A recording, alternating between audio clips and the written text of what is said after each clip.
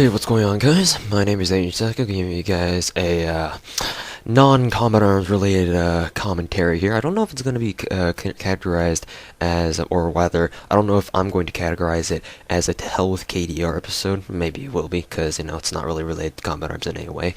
But, one person saw that, I'm really into anime and stuff like that, so they asked me to talk about what animes I enjoy and, stuff like that. So I was like, well, I might as well talk about it because it's a nice, break from what I've been doing, or from the usual things that I've been doing all this time. So yeah, if you guys aren't necessarily interested in anime-related things like that, I don't know what you're doing watching this video, but I suppose you guys can watch along anyway. So basically, this video is just mainly geared towards the anime interested crowd.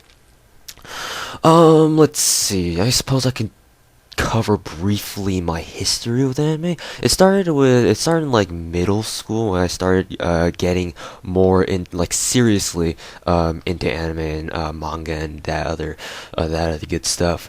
I think it started with early elementary school, not middle school, but elementary school, where I remember going to this outdoor science camp. I don't know if you guys had this as well from wherever you guys are, but in elementary school, I think in 5th grade, we had this week where all the 5th graders would go to this this remote area in forest. I think in the I really forget where it was. It was either the San Joaquin Valley and nah, it couldn't have been because anyways, it was in some sort of mountain ridge, and where it was like all foresty and secluded and all. So we basically bunked out there for like a week, and one of my roommates brought like his whole stash of Naruto manga books, and I think because it was like back in 5th grade, so this was like what easily it should have been like 8 years ago or something like that.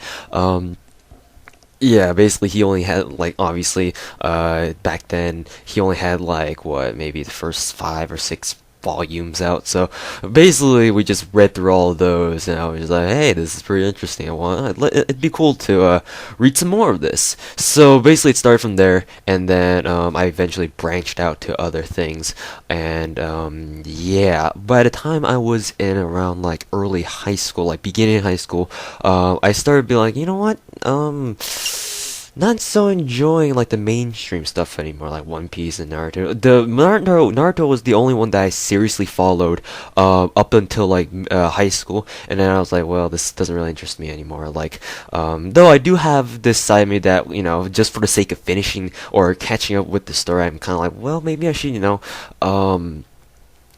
finish, or not really finish, but catch up on what's been going on. I tried doing that with Bleach and One Piece, but I was like, nah, this doesn't catch my attention well enough.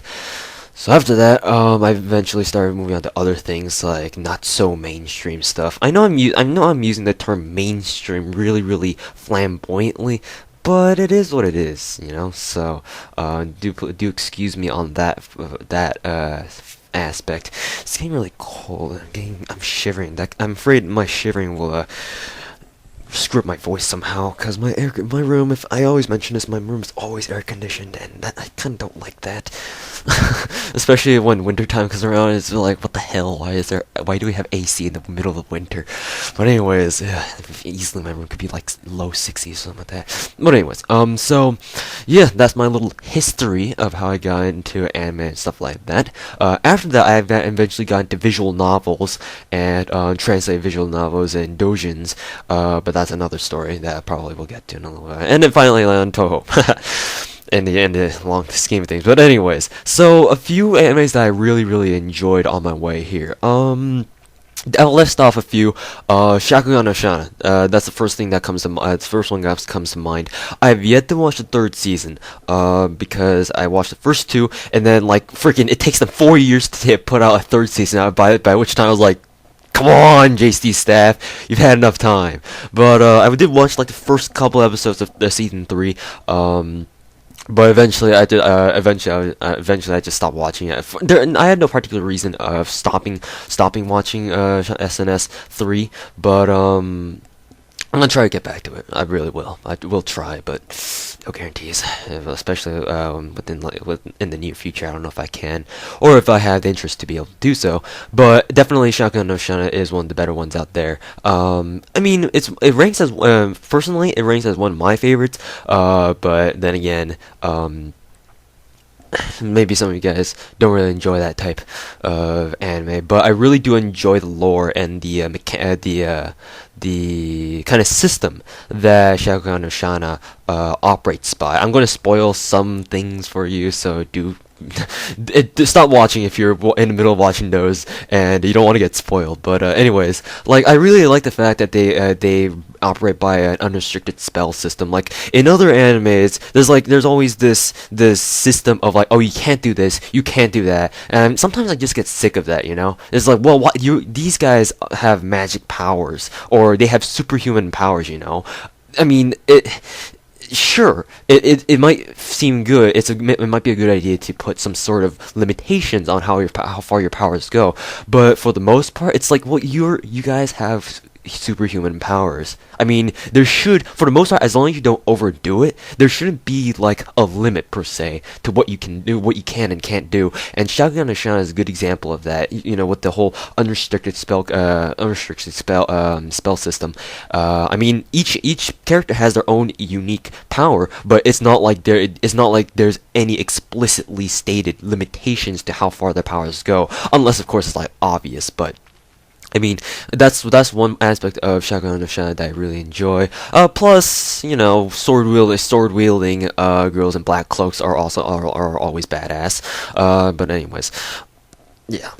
Also, I also like the character development of the main protagonist, Sakai Yuji, where he goes from, you know, kind of this guy who's just like, wait, what the hell's going on? I mean, he's always had that mentality of I want to help you and whatnot, and he's always had that mentality where I don't really care what happens to me so long as, you know, nothing bad happens to anyone else. I mean that I respect, and even though that doesn't really change throughout the, I mean, I haven't watched season 3, so I can't really say this for sure, but for season 1 and 2, I definitely respect his, and really like his mentality, and in that sense, he doesn't really change per se, but what does change is his capability, and, you know, how he gets stronger and stronger, as the, anime progresses. I really like that, and eventually he just turns into some massive badass at the end, just like Shana, but anyways, that's my own personal taste.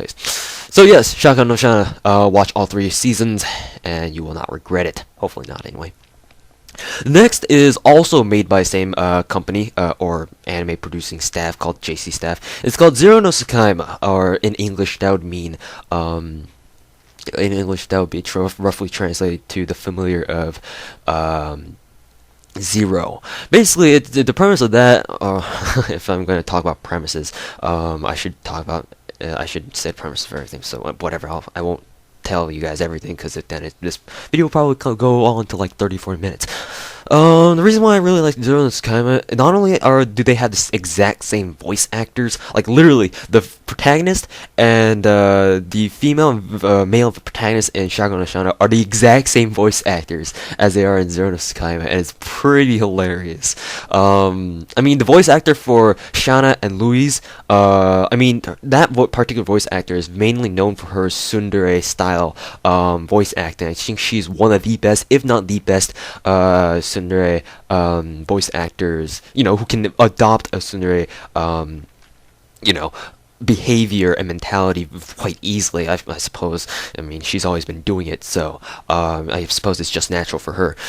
But that kind of same style goes on the same with Zero no Tsukaima, and basically the reason why I like Zero no Tsukaima is for the same reason that I like Shakugan no Shana. There's this guy who, you know, in the real world, he's going to fix his leather, and all of a sudden he slips to a time portal and ends up in some other weird land.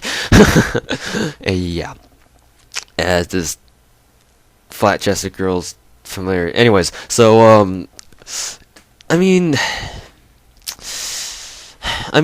so basically, yeah, the same reasons apply. Both characters sort of develop in their powers, pretty much. They both get stronger. Zero no Tsukaima was really notable in that while in Shakugan and Shana, sure, it had its bad moments, but and like those moments where you're just like, wow, that was pretty good, that was pretty badass.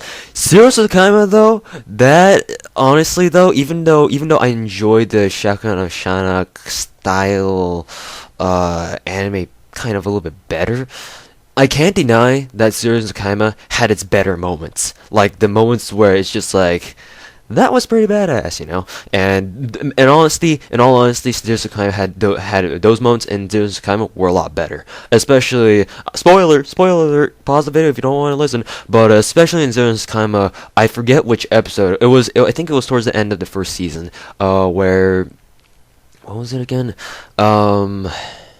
Basically, Saito was his name. Yeah, Saito.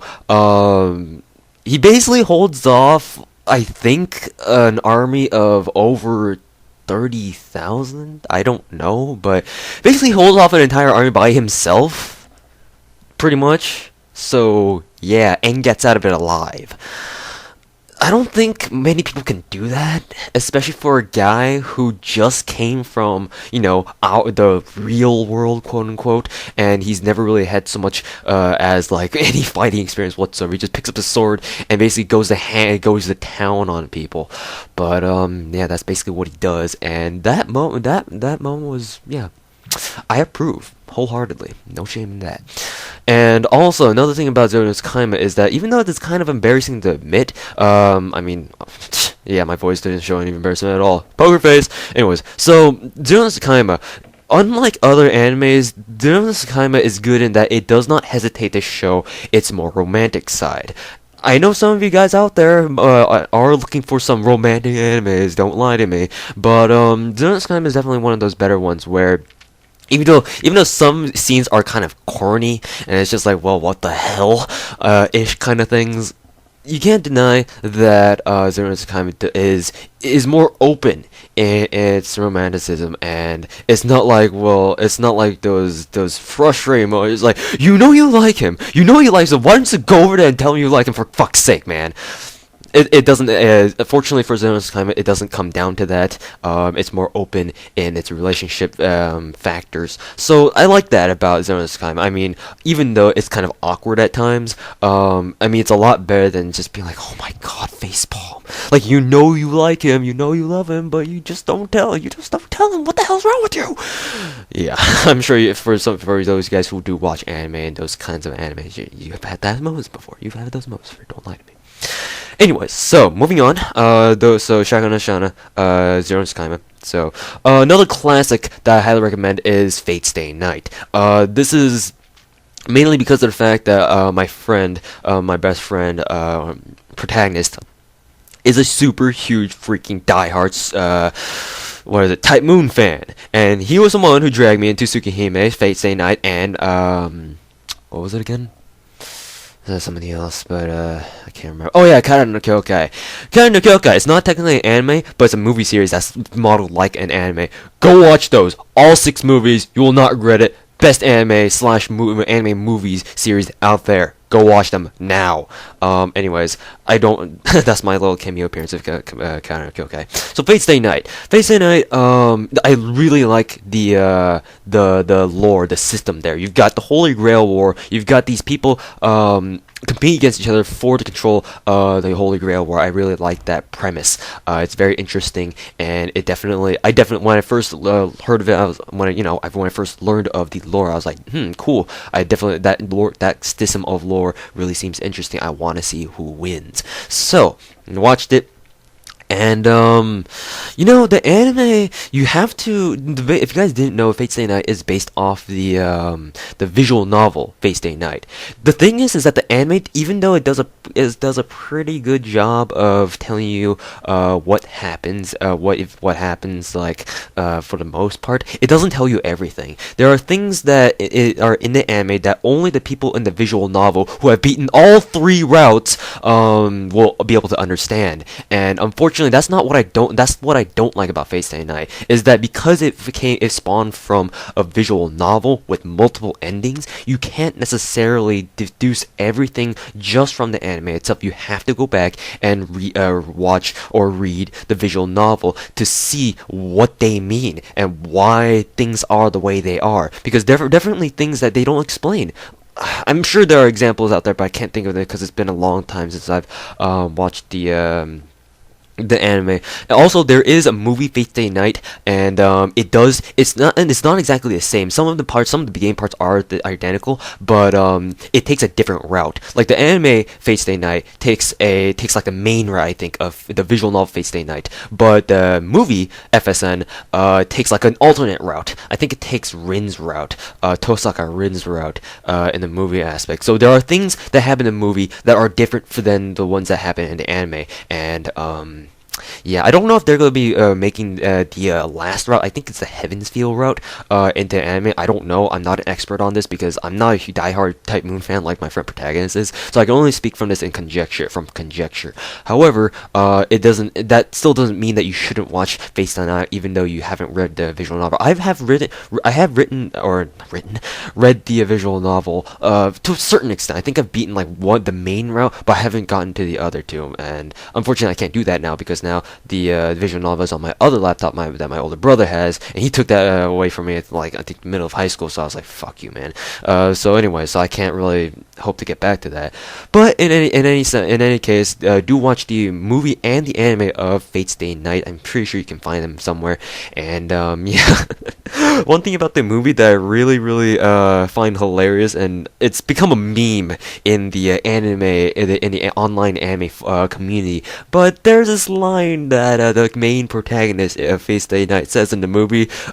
His name is Shiro, Emi Shiro. He basically in the movie he says people die when they are killed. Thank you, Captain Obvious. Anyways, that's become like a meme in of itself nowadays. But yeah, what do you know? Also, to complement that, obviously, if you guys haven't heard of Fate Extra, do watch that because that's basically the prequel to Fate Stay Night, and yeah, basically watch that. I haven't watched it myself, but I'm trying to get around to watching Fate Extra because it is a prequel, and it basically tells you what happened in the previous Holy Grail War as opposed to what happens in Fate Stay Night. So go watch both of them if you guys can. Hopefully you guys won't regret it. Yeah, so yeah, there we go. Let's see, now moving on to other animes. I'm not too sure if many of you guys will like this style of animes, but there are definitely ones by the anime company or the visual novel and / anime producing company Key. If you guys haven't heard of Key, they've produced very famous visual novels such as Clannad, Key, Air, and most recently they came out with Rewrite, but Rewrite hasn't been doing very well from what I can tell. But anyways, and Little Busters. Little Busters was really good. I haven't really played it much, but I've seen gameplay of it and I really enjoy it. In any case, so, yeah, starting with, what was our earliest anime? I'll start with Kanon. Kanon, there are two editions of it. One they produced back in 2002, and one they produced in 2006. Fans of Key, whenever they're talking about Kanon, they usually say Kanon 2002 or Kanon 2006 to differentiate between the two. And the Kanon 2006 or the 2002 is the old school style anime, whereas it's kind of blocky, and not really blocky, but it's kind of sketchy, and it's kind of it's like you would think of it was produced in like the 80s or 90s style anime kind of artwork. The Kanon 2006 is what is closer to what you would see nowadays, so like more smooth, more refined, more polished. But that doesn't mean that Kanon 2002 was bad. It stays pretty true with the visual novel because I actually have read through the entire visual novel of Kanon. Most of the animes produced by Key are indeed visual novels. There's one that I'll get to later that is an original work. That is original work and wasn't spawned from a visual novel. But anyways, Kanon 2006. I would recommend Kanon 2006, but definitely go watch Kanon 2002 if you have the time. Even though it might seem corny, I mean it's still Kanon and it stays mostly true to the usual storyline. I think it's more of like I think it's a 12 episode, like more along the lines of like, well, just people. It's like a slice of life style thing, like Nichijou. But to Kanon 2006, it takes a more deeper role. Well, I can't really say. I didn't really watch through the entirety of Kanon 2002, but I did watch Kanon 2006 through its entirety, and I can say for the fact that Kanon 2006, I think it's a 24 episode season, well, just one season, but it was 24 episodes, and it was much deeper. And there are things that you need to think about, and the storyline is much more engrossing. And there you go. Yeah, definitely. Key's animes are definitely known for they're mostly, melancholic, and they're very sometimes they can get even border depressing.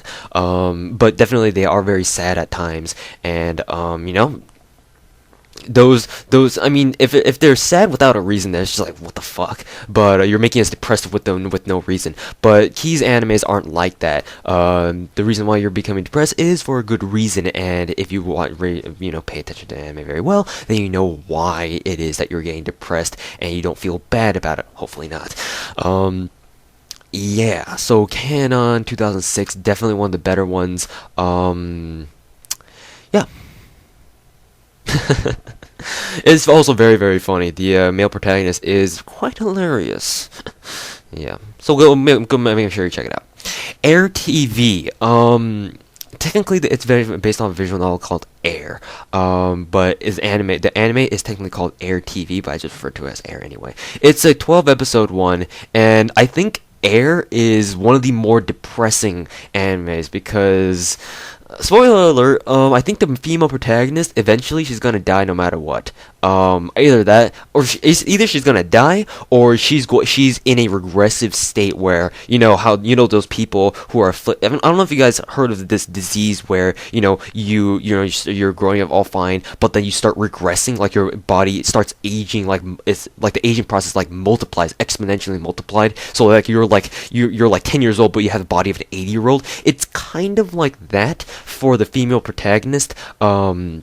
But it's not physically. I think it's mentally. So, like, mentally, she's regressing to, like, this vegetable state. And, there's nothing anyone can do about it. And the male protagonist has to sit there and watch her, go basically back in time mentally. So, yeah, kind of depressing. But anyways, in any case, that shouldn't stop you from watching it, because it is a fantastic anime as well. I don't remember finishing it, but I do remember that the animes that I did watch were pretty good.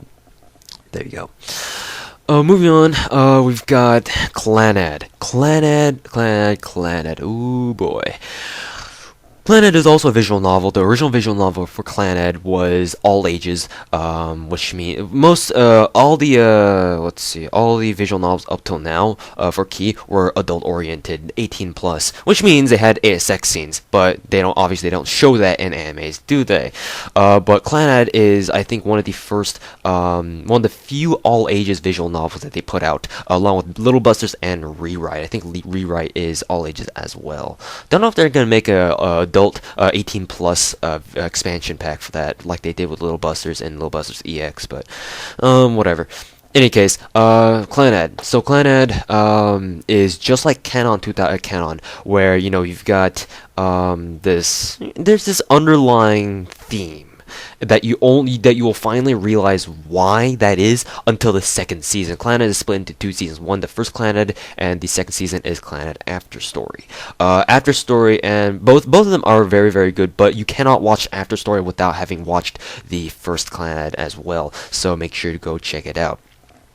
Basically, the same reasons hold true for Clannad and Kanon. Basically, if you pay attention to Clannad's or Key's animes, they're all basically centered around this one male protagonist with differing personalities. But typically, they're the same, but they have slightly altered personalities, but they're all surrounded by girls.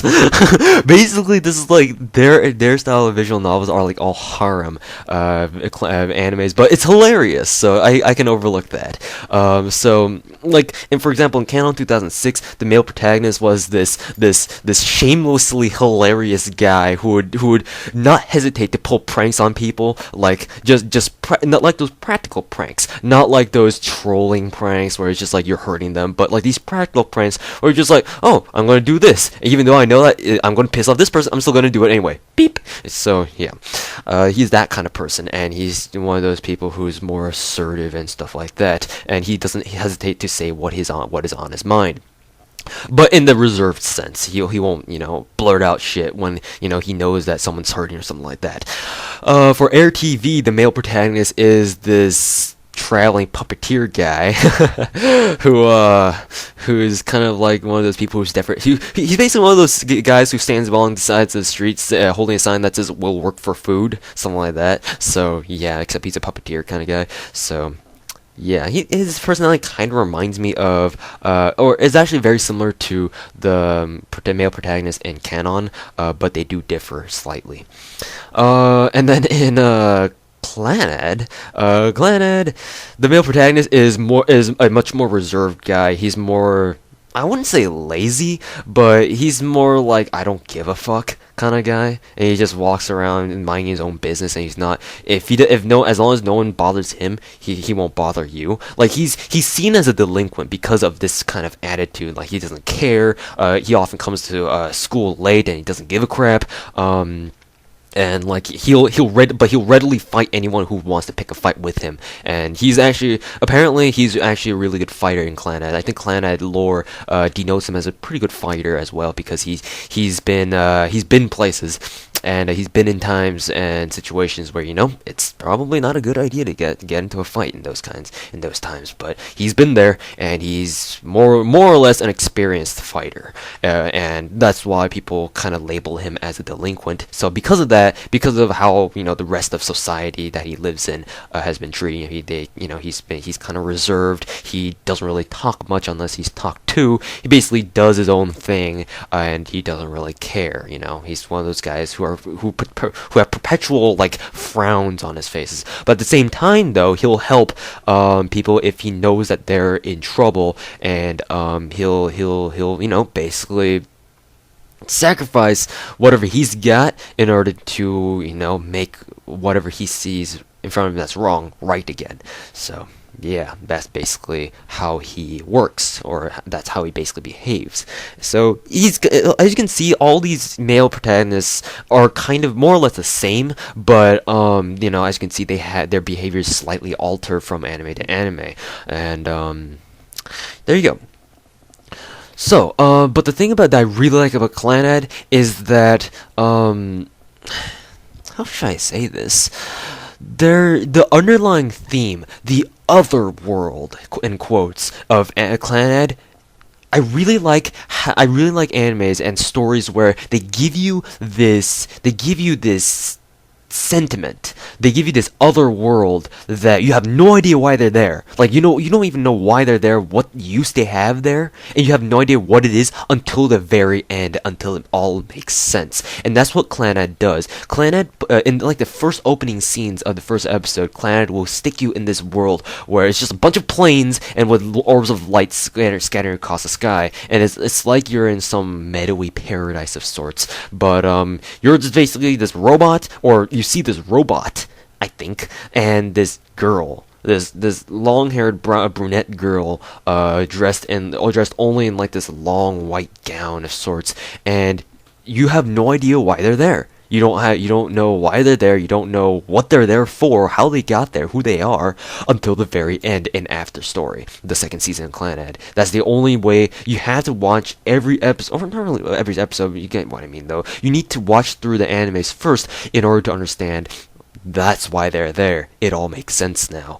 And yeah, Clannad may seem like your ordinary slice of life anime, but there is a sort of mystical aspect to it, like this otherworldish kind of aspect to it that in the end you're gonna be like, oh, I never knew that. So it's a very, very gentle surprise. You will be able to see it anyway in the middle of Clannad to begin with, because there are some episodes where you can definitely tell that some not so ordinary stuff are going on, but it's for the better, and I feel that it really makes Clannad very interesting.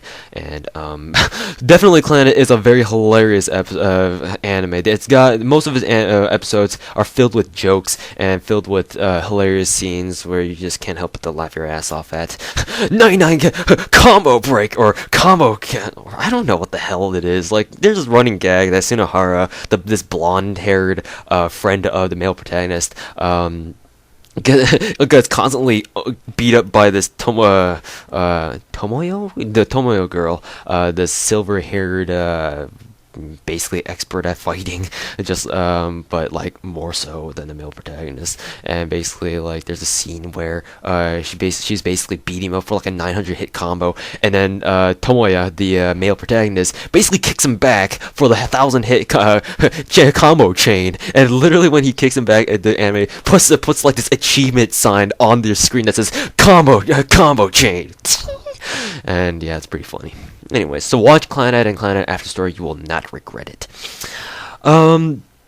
Let's see, another anime that this is the anime that wasn't necessarily spawned from a visual novel. It's a completely original work from Key and a few other collaborating companies. It's called Angel Beats. Angel Beats has got to be one of the best animes that I have ever watched.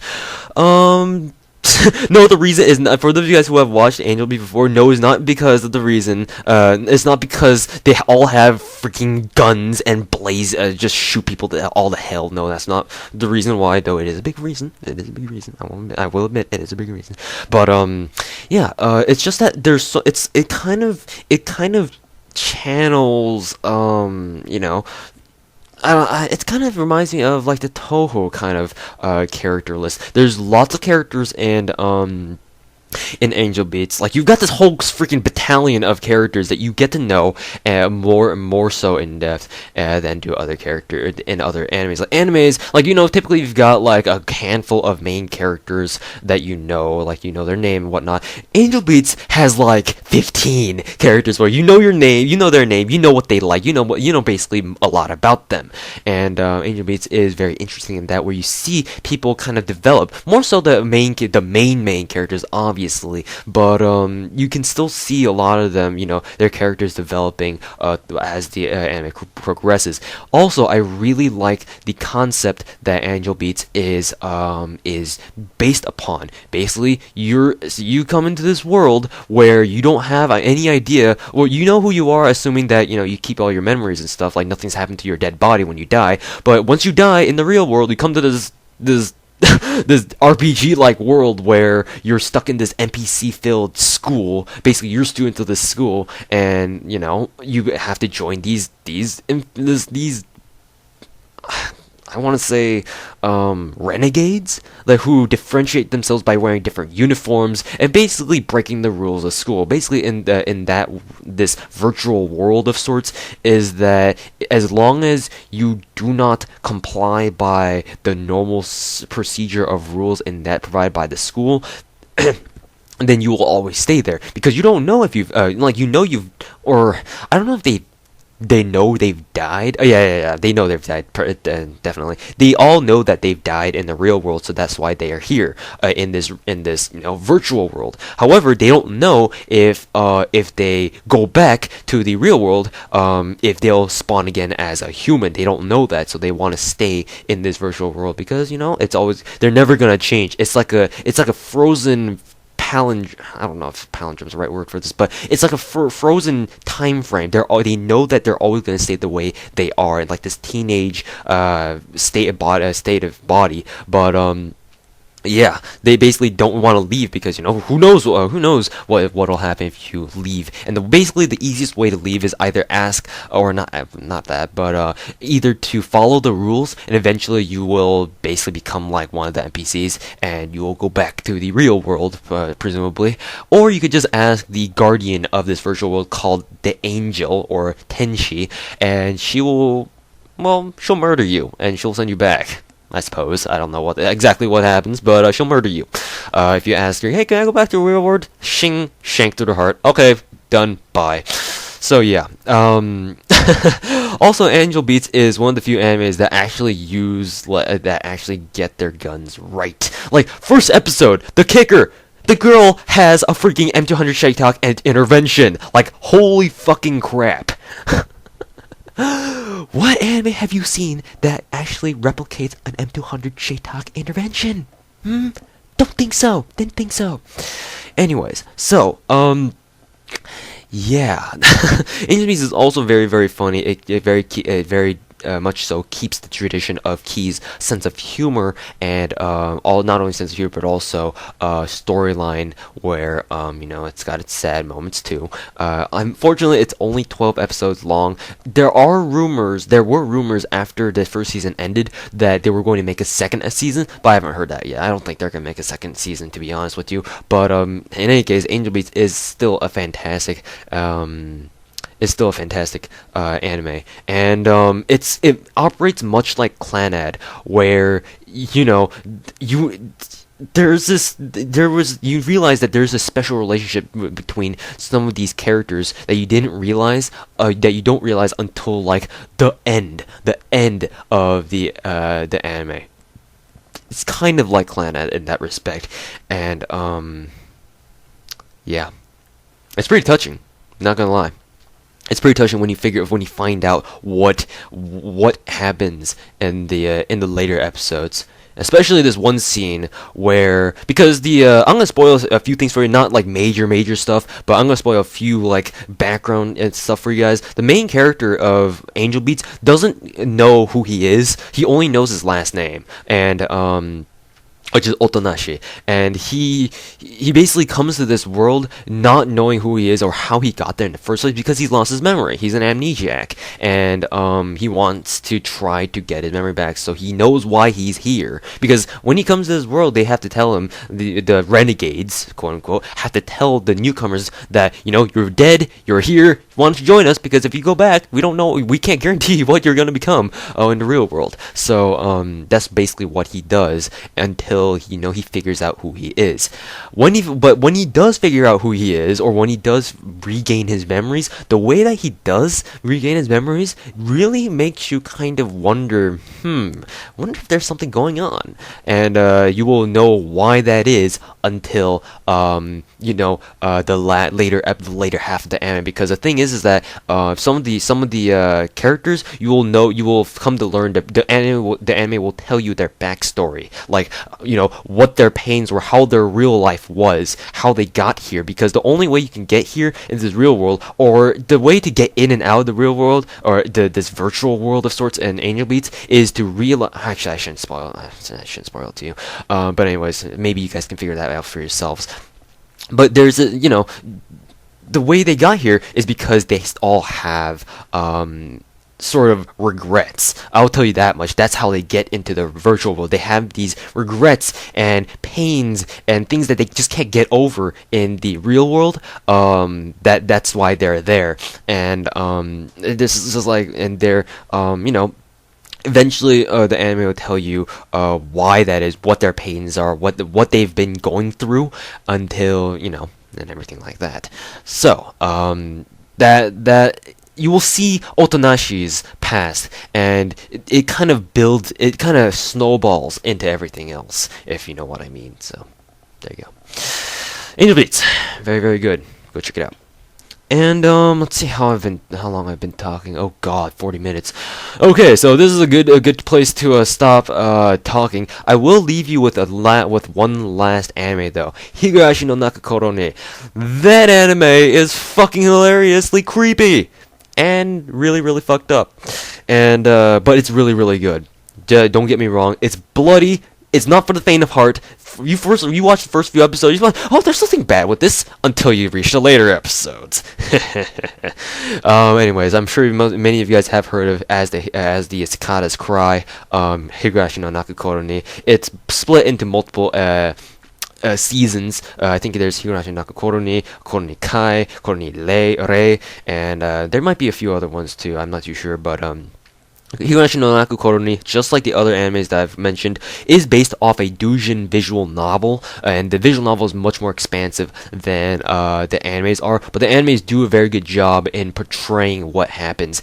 And do be advised, it is not very suited for the faint of heart. There is a lot of blood, eventually. So if you like lots of blood, then maybe you'll like it. Anyways, guys, go watch Higurashi Naku Koro ni. It's kind of like the same style-ish, but it's a lot darker. Unlike the other ones where they're kind of like more sad, more depressing, more hilarious. Higurashi no Naku Koro ni does have its hilarious moments, but but eventually it gets dark. Really, really dark. Like, it's probably one of the darkest animes out there, along with like Elfen Lied and other really, really gore-festish, really, really bloody dark animes. I'm sure I can bring up more, but Higurashi no Naku Koro ni, just try to wrap your brain around that one and see if you can survive without having your sanity broken. Anyways, thank you guys so much for watching, and hopefully you guys have enjoyed watching this. So yeah. Make sure to check out the animes that I've mentioned. Hopefully you may or may not enjoy watching them. But yeah. Anyways, guys, thank you guys very much for watching, and I'll see you guys later. ゆっくりしてってってね。